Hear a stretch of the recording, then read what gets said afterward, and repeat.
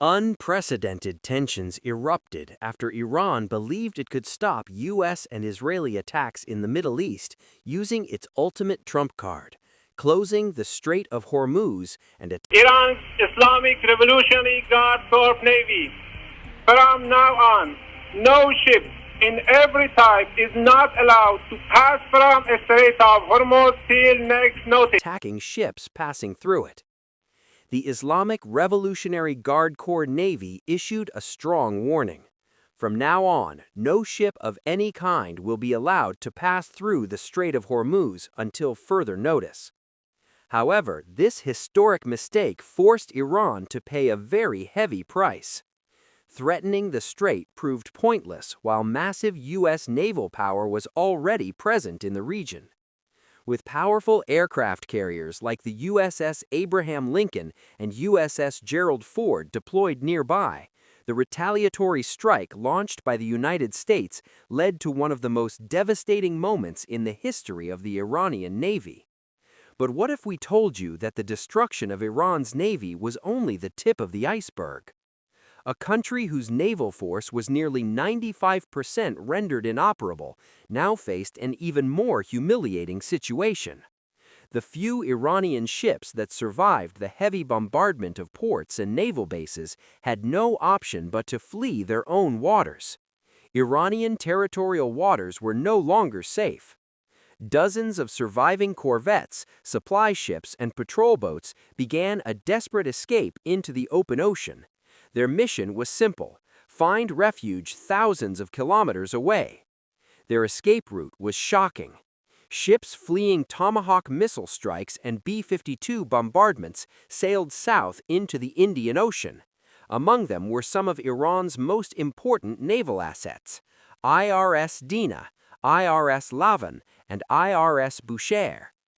These ships had recently participated in Milan 2026, a multinational naval exercise held in India. After leaving the port of Visakhapatnam, they were expected to return toward Iran. However, the U.S. Navy had already been tracking them across international waters. In other words, their routes and possible destinations had already been calculated.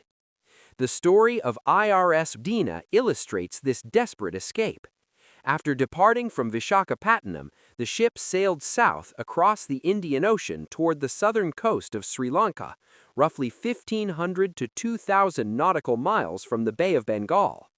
When the ship realized it was being monitored by U.S. surveillance systems, it accelerated its journey. But it never made it home.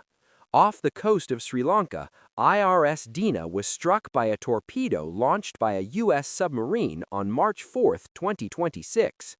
It became one of the first submarine torpedo attacks in modern naval warfare in decades. Another vessel, IRS Lavan, attempted a different strategy. Heading toward India's southern coastline, the ship suddenly changed course and reported a technical malfunction. Eventually, the vessel reached the port of Kochi, India, where its 183 crew members were detained at nearby naval facilities. The third ship, IRS Bushehr, attempted to follow the same escape route. Seeking refuge in Sri Lanka, it too was detained before it could continue its journey. These dramatic events did not completely stop the Iranian Navy's desperate escape attempts. Several ships leaving Bandar Abbas and Chabahar tried to flee into the Indian Ocean or toward Pakistani waters. However, the United States struck more than 60 vessels during these operations. Facing catastrophic losses, the Iranian Navy realized it had been completely cornered. Some ships hid in foreign ports. Others attempted to blend in with the so-called shadow fleet used for smuggling Iranian oil to China. Yet many of them were intercepted or neutralized before reaching safety. This chaotic escape was clear evidence that the prestige of the Iranian Navy had collapsed on the global stage. The message sent by Washington was unmistakable: control of the oceans remains firmly in U.S. hands. But what triggered this massive U.S. response? The answer lies in Iran's actions after it attempted to close the Strait of Hormuz, a narrow 33-kilometer-wide waterway through which nearly 20 million barrels of oil pass daily. Iranian forces reportedly attacked 17 commercial oil tankers attempting to pass through the strait. 6 massive tankers were severely damaged. One of the victims was the Thai-flagged tanker Mayuri Nari, which was struck by explosive drones as it crossed the strait. Even a Russian LNG carrier was caught in the crossfire. Burning ships drifting in the sea quickly turned the situation into a global energy security crisis. Iran's goal was clear.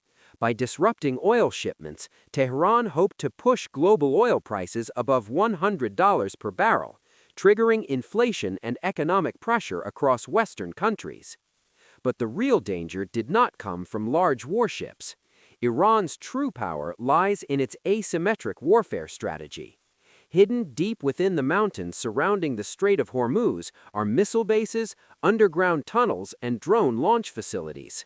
Anti-ship ballistic missiles such as Qiyam-2 and Khalij-Fars can strike vessels at extremely high speeds. Meanwhile, Shahed-36 kamikaze drones wait in underground launch tunnels. These relatively inexpensive weapons can threaten massive cargo ships worth hundreds of millions of dollars. Fast attack boats operated by the Revolutionary Guards can also launch surprise attacks in the narrow island-filled waters of the strait. Meanwhile, the Houthi forces in Yemen add pressure from the Red Sea, creating a dangerous dual strait crisis. Before the conflict, 70 to 80 cargo ships passed through the Strait of Hormuz daily. Now, traffic has almost completely stopped. More than 1,000 commercial ships and oil tankers are waiting outside the Gulf, hoping for a safe passage corridor. Insurance costs for vessels entering the region have skyrocketed. Interestingly, some ships linked to China continued operating by clearly broadcasting their identity using automatic identification systems. This digital strategy allowed them to avoid attacks and continue delivering oil shipments. Pakistan also launched a naval escort mission to protect its own tankers, although it avoided the narrowest parts of the strait. Meanwhile, several Turkish-owned ships were waiting for safe passage. One vessel, named Rosanna, managed to pass safely after delicate diplomatic negotiations. However, most ships continued waiting anxiously. Iran also attempted to mine the Strait of Hormuz to block shipping completely. But U.S. forces targeted and destroyed 16 Iranian mine-laying vessels, preventing the strait from turning into a massive underwater minefield. If those mines had been deployed, the waterway could have remained closed for years. By the end of the attacks, 95% of Iran's naval fleet had been destroyed or disabled. Yet the crisis was far from over. To stabilize global energy markets, the United States launched a new mission. U.S. warships began escorting civilian oil tankers through the region. Aircraft carrier strike groups moved into position, while advanced air defense systems created a protective shield over the strait.